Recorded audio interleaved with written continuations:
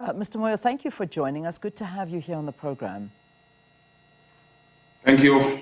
Thank you. Welcome to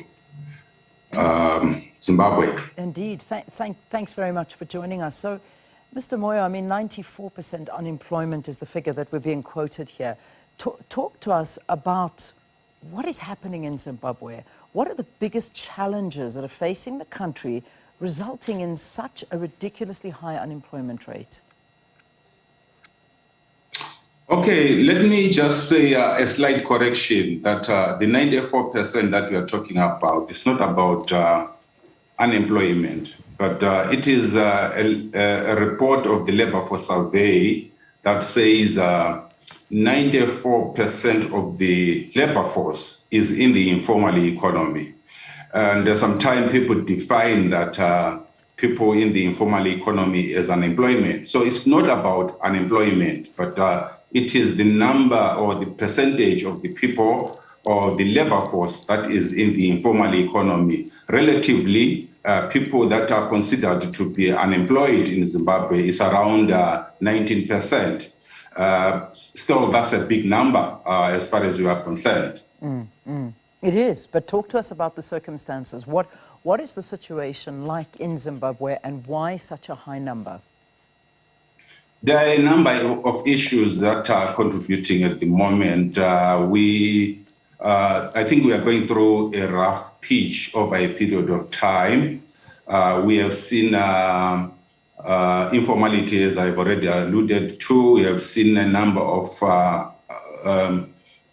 youth unemployed. We have seen volatility around our currency. We have seen a reduction in production. We have seen a number of issues that affect production and the job creation. So you can't really point to one particular issue and say this has been the reason behind the collapse of our currency, the collapse of our production sector. But I think it's a basket of issues. This is not about Zimbabwe only. I think it's a regional issue. As you are aware that we have got a big number also in the region of unemployed people. So this is not a Zimbabwean issue, but it is a regional issue. It might also be a continental issue. Yeah.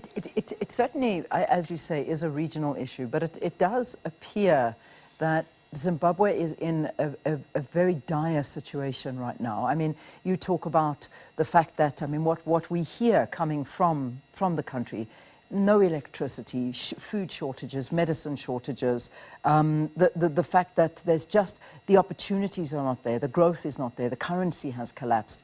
You know, it just appears that within the region, Zimbabwe is really facing tougher times than most.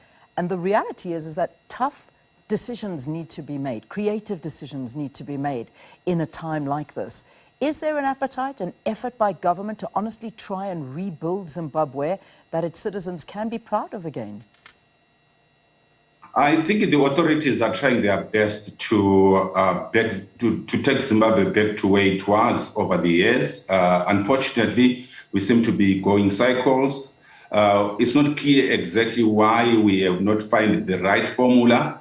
Let me just make another correction that the issue of power outages, I think is a regional problem. I was in South Africa a week ago. We struggled about the load shedding. So that's another problem that we have as a region. But in terms of the solution, I think the authorities are trying their best.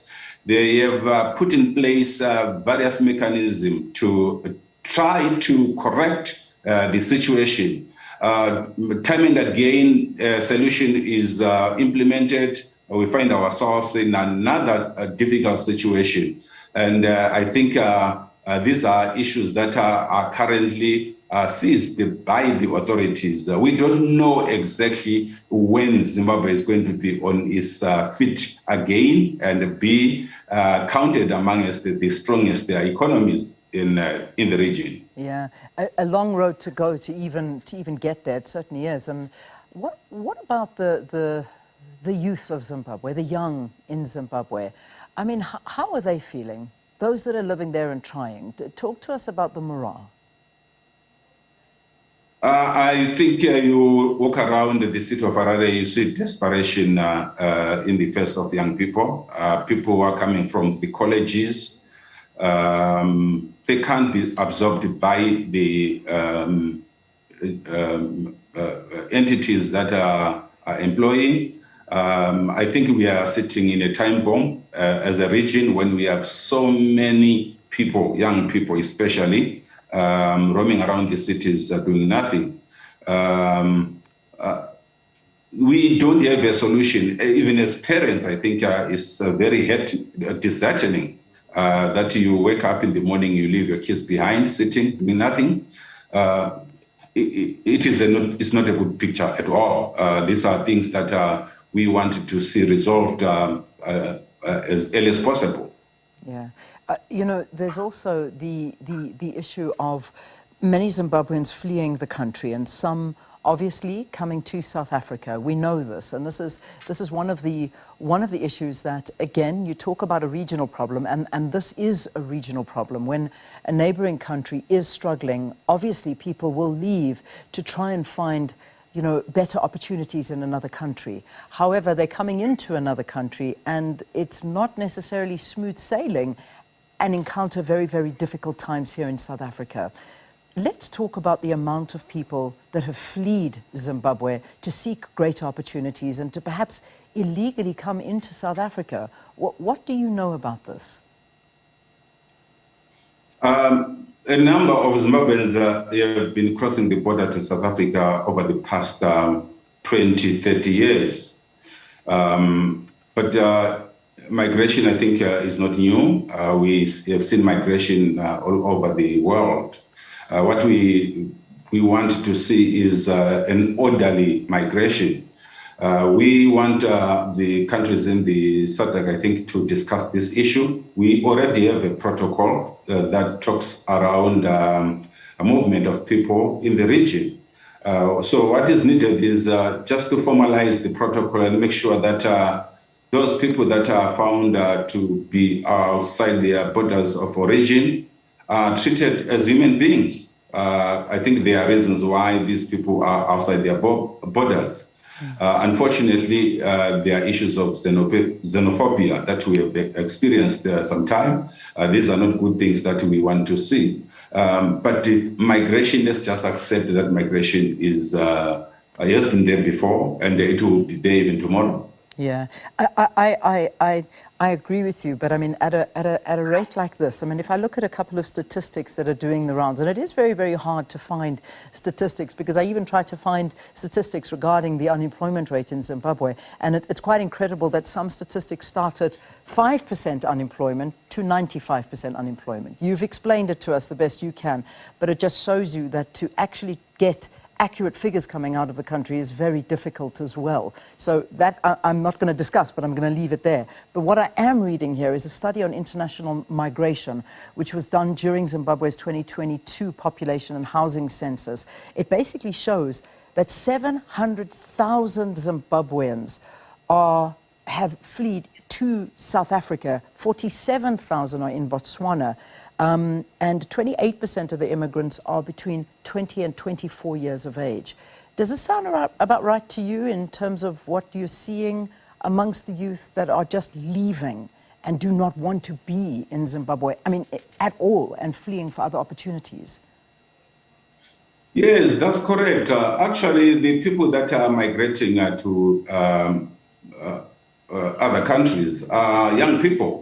Obviously, these are the people who want to see a better future for themselves. I don't see a situation where people of the age of 40 years and above going outside the country. They might be there, but very few.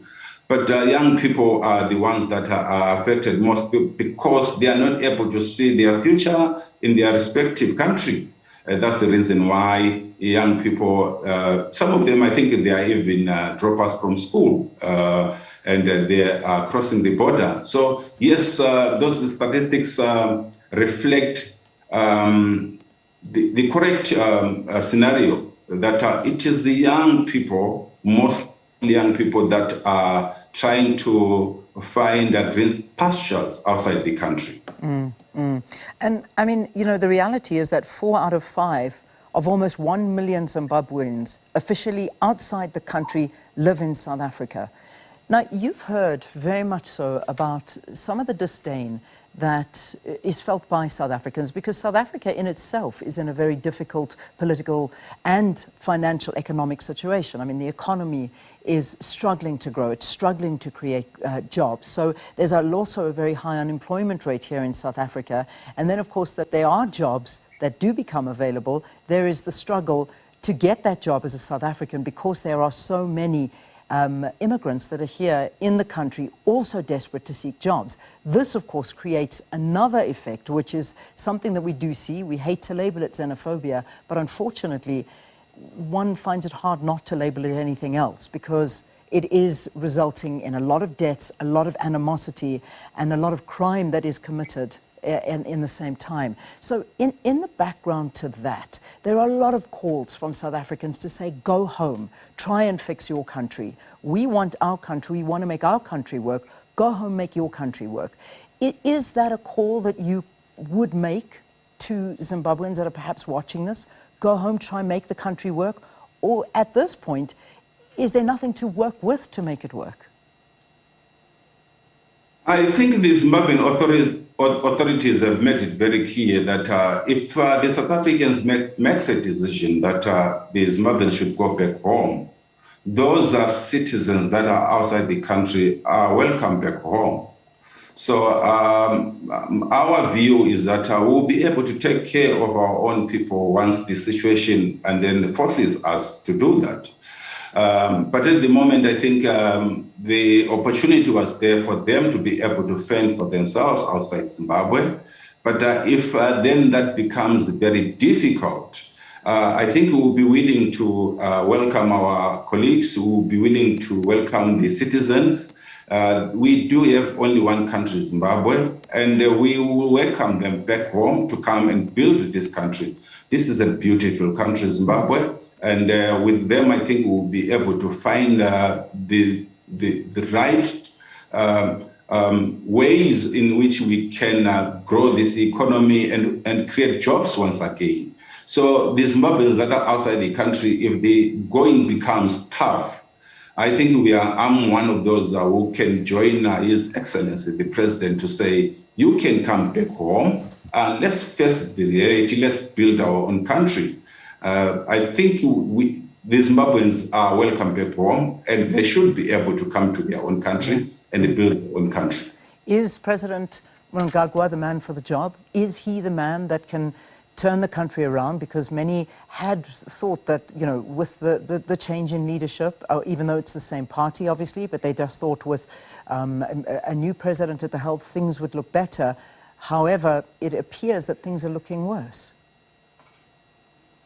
Oh, Zimbabwe is a democratic country. I think we do have elections every 5 years in terms of the constitution of the country. And at the moment, we do have a government that was elected in the last elections. I think, if I'm correct, we are preparing for another elections in 2023. If the Zimbabweans decide that they want another president, I think they will be able to express themselves. So I think it is the Zimbabweans, it's not an individual who decides who's supposed to lead the country. It is the country as a whole. At the moment, we have a president that is leading a country. In terms of whether he is the best for the job, I don't think I'm the right person to judge that. I think the Zimbabweans do have an opportunity to express themselves in the next elections. I mean, we're looking at your economy. So the economy, inflation has soared to 285% in August. That's what we're looking at. Food inflation is perhaps the second highest inflation in the world, where people just cannot afford anything right now. So, you know, I mean, I'm just looking at those two things. Growth is something, again, that is elusive to the Zimbabwean economy. And people are desperate, they are starving, and this is something that we hear and see all the time. So leadership is, I suppose, a very big aspect of all of this, and one would hope that as a union leader, you would represent the people and fight for their rights. What sectors of the economy, if you had to highlight, need special attention? Farming, manufacturing, tourism, hospitality, what needs attention and growth to help grow the economy? I think Zimbabwe has got one of the best weather in Southern Africa. So we would want to see our agriculture mostly being capacitated to absorb as many people as possible. Mining, we do have a lot of minerals in this country. We would also want to see our own people owning the means of production within the mining sector, so that we are able to create as many jobs as possible. So we are looking at around the tourism industry is one of the biggest sectors as well. So Zimbabwe do have the capacity to grow. I think we are just unlucky that we find ourselves in this situation, but we do have what it takes for us to be able to take care of our own citizens, create more jobs, and then not worry about our people going outside the country. And this is what we are trying to work around on, to see how best can we be able to create jobs that can be able to take care of our own citizens. Very quickly, I've got to let you go. Tourism, what do numbers look like? What would your tourism figures look like? How many visitors do you get? I think at the moment Zimbabwe is a bit stable in terms of people coming into the country. Hotels are talking about 80% occupancy. Every time you come to Victoria Falls, you find that the hotels are almost fully booked. So I think the numbers that are visiting Zimbabwe as a stable country, I think is growing up. All right, Japhet, we've got to leave it there for now, but thanks for talking to us. The president of the Zimbabwean Congress of Trade Unions, Japhet Moyo,